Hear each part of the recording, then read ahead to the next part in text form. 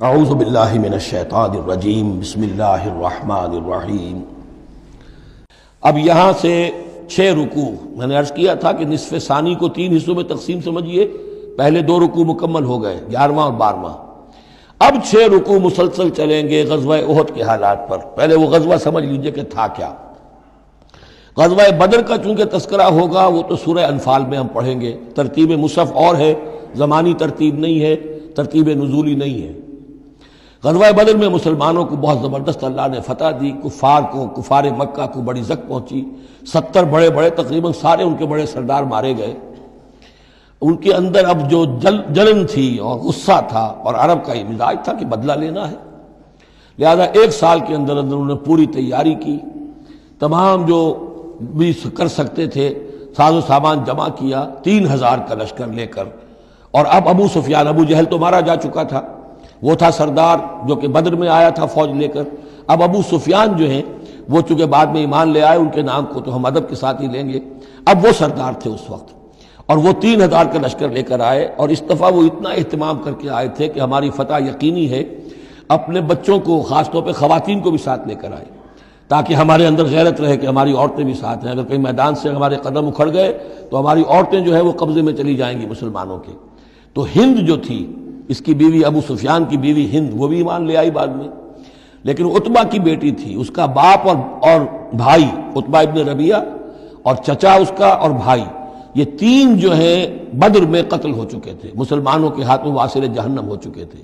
تو ہند کے سینے کے اندر بھی انتقام کی آگ تھی۔ باقی تو یہ کہ کوئی گھر بچا ہی نہیں تھا مکے کا جن کا کوئی نہ کوئی آدمی مارا نہ گیا، اور 70 آدمی مارے گئے تھے۔ اب یہ جب لوگ آئے ہیں تو ادھر حضور نے مشورہ کیا صحابہ سے کہ کیا کرنا چاہیے، لشکر آ گیا 3000 کا۔ کچھ لوگوں نے کہا کہ ٹھیک ہے، کھل کر مقابلہ کریں گے، ڈٹ کر مقابلہ کریں گے، چلیں گے میدان میں۔ حضور کا اپنا رجحان ادھر تھا کہ یہ صورتحال ایسی ہے کہ ہم اگر مدینے میں محصور رہ کر مقابلہ کریں تو بہتر ہے۔ لیکن جو لوگ بدر کے بعد ایمان لائے تھے، ایک تو ان کا جوش و خروش تھا، ان کا ہمیں تو شہادت چاہیے، ہمیں آخر اس موت سے کیا ڈر ہے، شہادت ہے مطلوب و مقصود مومن، نہ مال غنیمت نہ کشور کشائی۔ تو حضور نے ان کا لحاظ کرتے ہوئے آپ نے فیصلہ کر دیا ٹھیک ہے ہم میدان میں جائیں گے، کھل کر مقابلہ کریں گے۔ اس پر جب وہ مقابلے میں پہنچ گئے ہیں، آپ لے کر گئے تھے 1000 آدمی باہر۔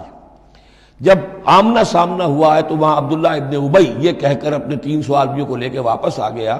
اتفاقاً اس کی رائے بھی یہ تھی کہ کھلے میدان میں جنگ مت کرو، بلکہ یہ کہ محصور ہو کر، جو حضور کی رائے تھی وہی اس کی بھی تھی اس وقت۔ لیکن اس وقت وہ یہ کہہ کر کہ جب ہماری بات نہیں مانی جاتی تو ہم خواہ کیوں اپنی جانیں جو ہے جوکھوں میں ڈالیں، وہ 300 آدمی لے گیا تو رہ گئے صرف 700۔ ان 700 میں سے بھی 2 گھرانے ایسے تھے، بنو حارثہ بنو سلمہ، ان کے قدم بھی تھوڑی دیر کے لیے ڈگمگائے، لیکن پھر ان کو اللہ تعالیٰ نے حوصلہ دیا اور وہ جم گئے، وہ 300 چلے گئے۔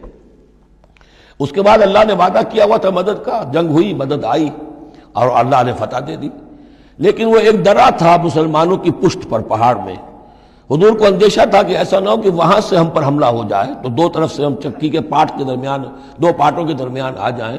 وہاں 50 تیر انداز آپ نے مقرر کر دیے تھے کہ یہاں سے مت ہلنا، چاہے تم یہ دیکھو کہ ہم سب مارے گئے اور ہمارے گوشت جو ہے وہ کوے اور چیلیں کھا رہے ہیں، تب بھی تم نے نہیں ہلنا یہاں سے۔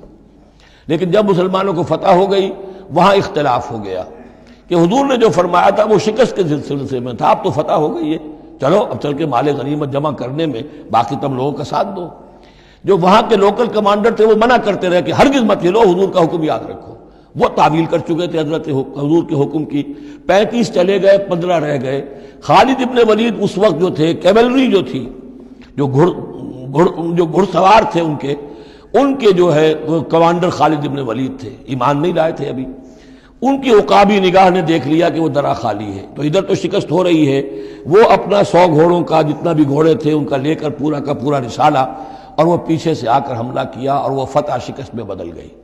70 صحابہ شہید ہو گئے، حضور بھی زخمی ہو گئے، دندان مبارک شہید ہوئے، خون اتنا گیا کہ یہ بھی مشہور ہو گیا کیونکہ بے ہوشی طاری ہو گئی تھی کہ حضور کا انتقال ہو گیا ہے۔ لیکن پھر یہ ہے کہ ہمت کر کے لوگوں جمع ہوئے، حضور نے لوگوں کو پکارا، پھر آپ نے یہ فیصلہ کیا کہ پہاڑ پر چڑھ کر اور وہاں پر اس وقت بچاؤ کر لیا جائے، تو تمام مسلمان پہاڑ پر چڑھ گئے۔ اب موقع یہ تھا ان کے لیے، ابو سفیان اور دوسری طرف جو یہ ان کے ساتھی جو کیولری کے سردار تھے خالد ابن ولید، ان میں اختلاف ہو گیا۔ خالد ابن ولید کا کہنا یہ تھا کہ ان کا پیچھا کرو اور ختم کر کے ہی چلو، یہاں سے پہاڑ پر چڑھو۔ ابو سفیان نے کہا نہیں، یہ بہت خطرے کی بات ہے، وہ اونچائی پر ہے، اوپر سے پتھر پھینکیں گے اور ہمارے گھوڑوں کا بھی نقصان ہوگا، ہمارا بھی ہوگا، اب ہم نے بدر کا بدلہ لے لیا ہے، اب ہم چلتے ہیں۔ وہ وہاں سے چلے گئے۔ بہرحال یہ ہے پورا سلسلہ کہ جس کے اب واقعات اس میں آئیں گے، تو ایک سکیچ میں نے آپ کے سامنے رکھ دیا ہے۔ وَإِذْ غَدَوْتَ مِنْ أَهْلِكَ تُبَوِّئُ الْمُؤْمِنِينَ مَقَاعِدَ لِلْقِتَالِ، اور یاد کریے اے نبی صلی اللہ علیہ وسلم، جب کہ آپ صبح کو اپنے گھر سے نکلے تھے، اپنے حضرت عائشہ صدیقہ کے حجرے سے آپ برآمد ہوئے تھے، تُبَوِّئُ الْمُؤْمِنِينَ، اور آپ لوگوں کو مقاعد للقتال، آپ لوگوں کو ان کے مورچوں میں بٹھا رہے تھے، یعنی آپ جب صف بندی کر رہے تھے وہاں اور مورچے معین کر رہے تھے۔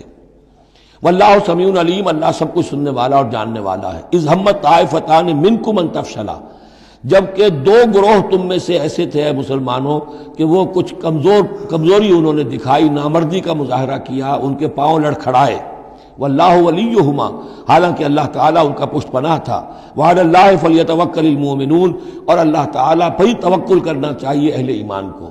جیسا کہ میں نے عرض کیا، یہ بنو حارثہ بنو سلمہ انصار کے دو گھرانے تھے، عارضی سی ان کے اندر کمزوری آئی، بر بنائے تب بشری، لیکن پھر وہ جم گئے۔ لیکن ان کی جو ہے ذکر قرآن میں کر دیا گیا، اور وہ اس پر فخر کرتے تھے کہ ہم وہ لوگ ہیں کہ جن کا ذکر اللہ نے قرآن میں کیا ہے، واللہ ولیہما، کیونکہ پھر وہ عارضی سی جو ان پر آئی تھی کمزوری، وہ رفع ہو گئی۔ اور آپ غور کریں گے کہ وہ جو بدبخت تھے 300 جو چلے گئے عین میدان جنگ سے، ان کا ذکر بھی اللہ نہیں کر رہا یہاں پر، گویا کہ وہ اس لائق بھی نہیں ہے کہ ان کا ذکر کیا جائے۔ انڈائریکٹلی اس کا ذکر آخر میں آئے گا، ورنہ شروع میں نہیں۔ صدق اللہ العظیم۔